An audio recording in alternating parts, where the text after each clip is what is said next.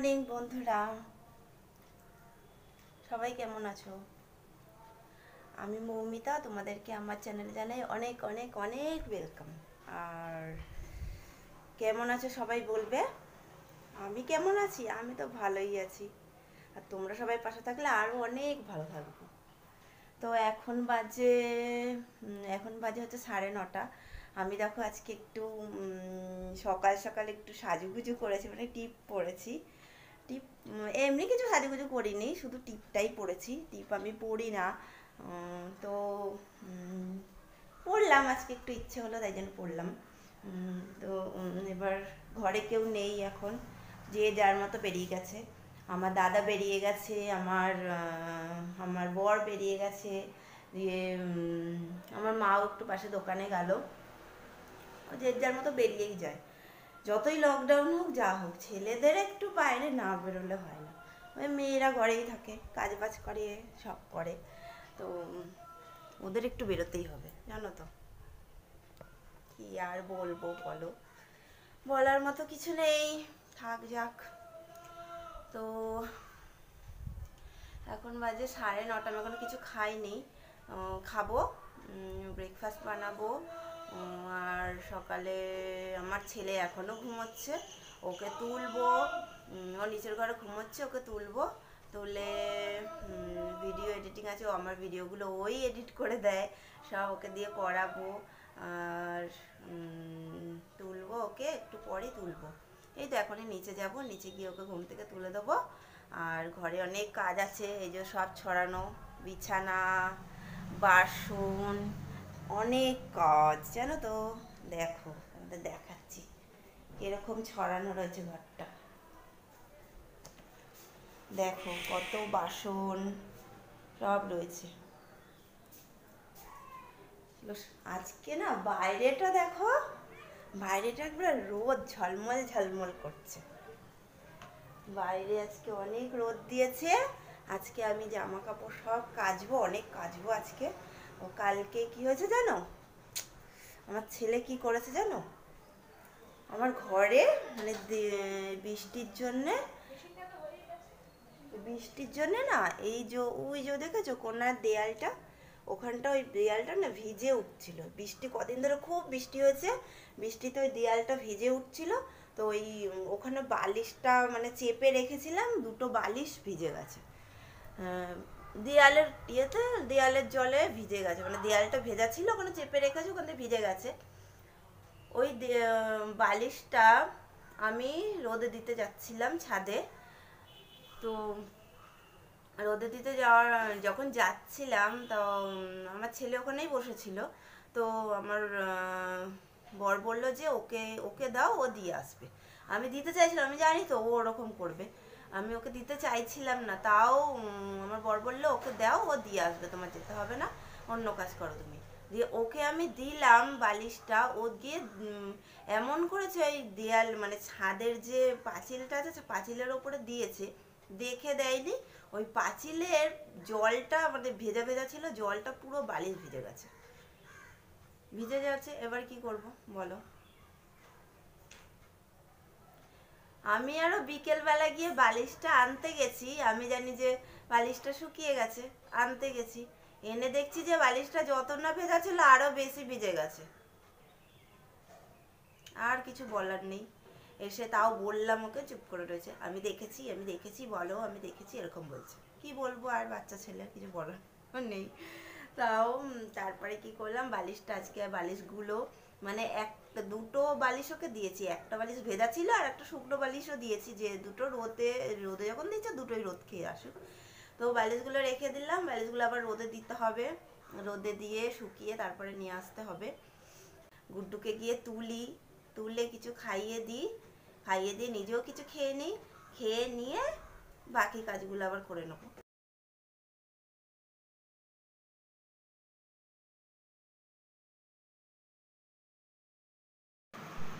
তো এখন আমি জামা কাপড়গুলো ভিজিয়ে নিচ্ছি। এটা আমাদের ছোট্ট বাথরুমে বসেই আমি কাচাকাচিগুলো করি। তো জামা কাপড়গুলো ভিজিয়ে নেব, ভিজিয়ে নিয়ে পাশে রেখে দেবো। এখন খানিকক্ষণ ভেজানো থাকবে, খানিকক্ষণ ভেজানো থাকলে ভালো হবে। অন্য কাজগুলো আমি করে নেব, তারপর এসে জামা কাপড়গুলো কেচে নেব। ঠিক আছে, আমি তাহলে জামা কাপড়গুলো ভিজিয়ে নিই।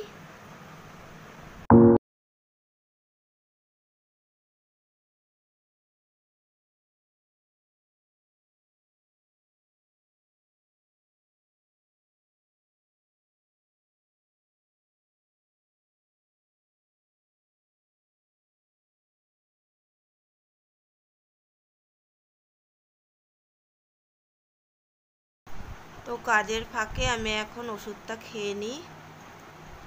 আমার হার্টের প্রবলেম আছে, তাই আমার ডেলি ওষুধ খেতে হয়। 3 বার করে আমার ওষুধ খেতে হয়। সকালে টিফিনের পরের ওষুধটা এখন আমি খাচ্ছি, আবার দুপুরে একবার খাবো ওষুধ, খাওয়ার পরে আবার রাতে শোয়ার আগে আবার ওষুধ। তো আবার আমি কাজ শুরু করে দিলাম। ঘরগুলো আগে ঝাড় দিয়ে নিই। এক এক করে আমি ঘরগুলো ঝাড় দিয়ে নেব। ফার্স্টে আমি রান্নাঘরটা ঝাড় দিয়ে নিই, তারপরে বাকি ঘরগুলো এক এক করে ঝাড় দিয়ে নেব।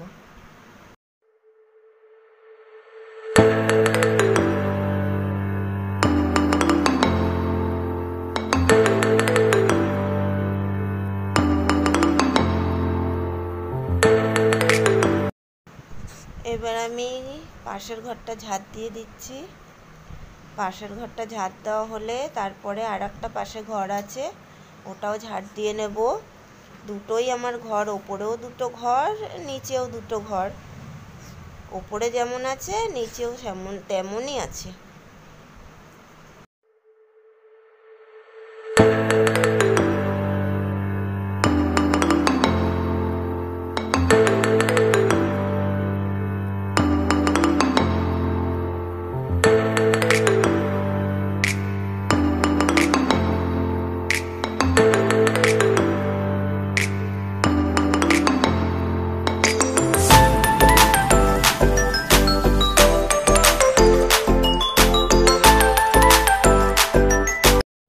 এবার আমি আমার শোয়ার ঘরটা ঝাড় দিয়ে নিচ্ছি। তারপর এটা ঝাড় দেওয়া হয়ে গেলে আমি বারান্দাটা ঝাড় দিয়ে নেব।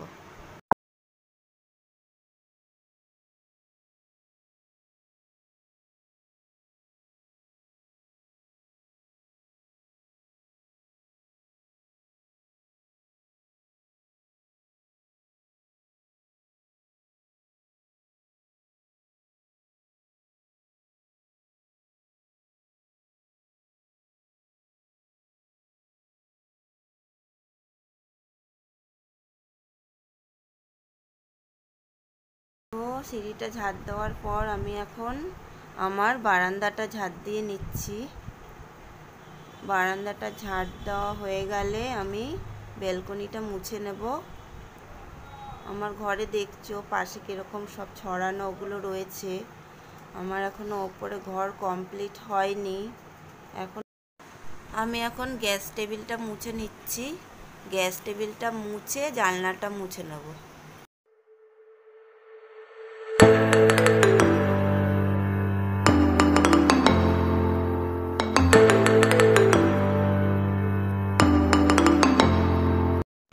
তো এখন আমি ব্যালকনির টবগুলো সরিয়ে নিচ্ছি। সরিয়ে নিয়ে আমি ব্যালকনিটা ভালো করে মুছে নেব।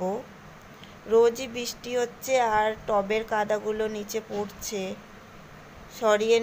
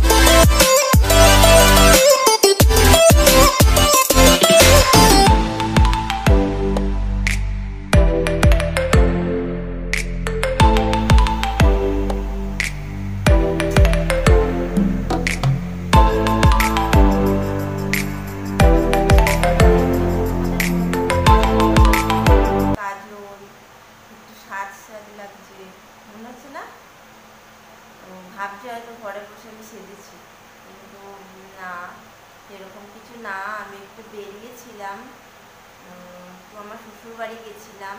আমার শাশুড়ি মা ফোন করেছিল, এই বাড়িতে আমাদের ওই বাড়িতে কাঁঠাল গাছ আছে, তো কাঁঠাল হয়েছে গাছে, তো কাঁঠাল পেরেছে, তো কাঁঠাল ভেঙে আমাদের জন্য রেখে দিয়েছিল, সেটাই ফোন করেছিল আমার শাশুড়ি মা। তাই আমরা তিনজনে, অনেক দিন বেরোনো হয় না, তাই আমরা তিনজনে মিলে একটু গেছিলাম। কাঁঠালও নিয়ে আসা হলো আর একটু ঘুরে আসা হলো। তো সকালে কাজ বাজ করার পরে তোমাদের সামনে আর সেরকমভাবে আসা হয়নি, কারণ সকাল থেকে আমার একটু মুডটা অফ ছিল। তার পেছনে কারণ আছে। কালকে অনেকটাই খাটনি করে ভিডিও করলাম, আমি শ্যুট করলাম, সকালে সেই ভিডিওগুলো এডিট করলাম, তোমাদের জন্য রেসিপি একটা আমি ভিডিও শ্যুট করে রেখে দিয়েছিলাম যে তোমাদের সাথে শেয়ার করবো একটা রেসিপি। তো সেগুলো সবই এডিট করা হলো। এডিট হওয়ার পরে ফোনের একটা প্রবলেমের জন্য পুরো ভিডিওটাই আমার, কালকের ভিডিওটাই ডিলিট হয়ে গেল। তাই জন্য একটু মুডটা অফ ছিল আমার। তো তাই জন্য তোমাদের সামনে আসা হয়নি, শ্যুট করা হয়নি। তো তারপরে দুপুরের খাওয়া দাওয়া তোমাদের কিছু বলা হলো না, দেখানো হলো না কি খেলাম। আর দুপুরে সেরকম কিছুই রান্না হয়নি, শুধু ওই কচুরলতি আর ওই ডাল।